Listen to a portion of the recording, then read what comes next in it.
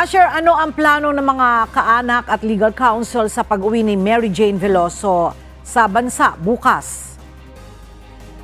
Balak abangan ng mga kaanak at legal counsel ang mismong pagdating ni Mary Jane Veloso sa Ninoy Aquino International Airport bukas ng umaga.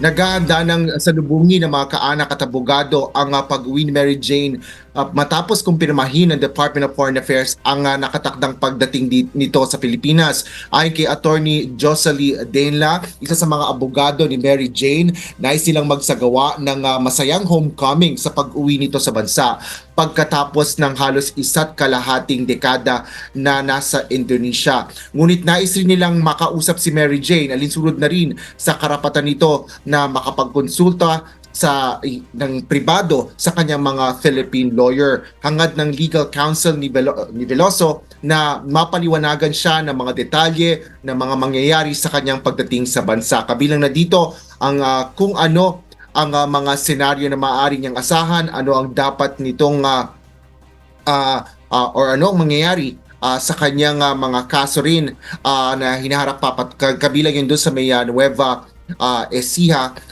kabilang na particular doon laban doon sa kanyang recruiter, kabilang na ang mga payong legal sa kanya.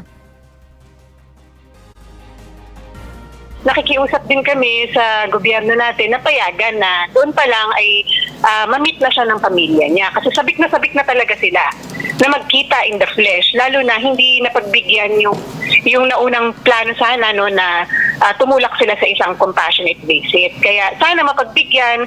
Kung hindi man, ay agad namin siyang dadalawin kung saan siya dadalhin.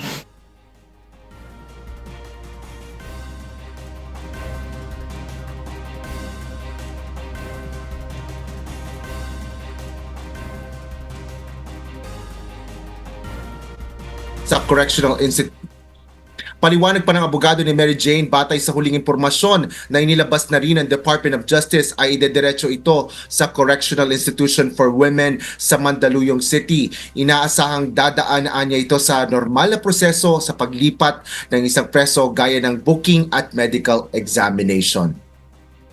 Kasabay nito ay muling nanawagan ang legal counsel at mga kaanak ni Mary Jane Veloso na agad siyang mabigyan ng executive clemency o pagpapatawad at tuluyang pagpapalaya ni Pangulong Bongbong Marcos. Nakatakda namang dumating si Mary Jane Veloso sa Ninoy Aquino International Airport sakay ng Cebu Pacific Airline bukas, December 18, bandang alas 5 ng umaga. Yan ang latest. Balik sa iyo, Ella. Maraming salamat, Asher Kadapan Jr.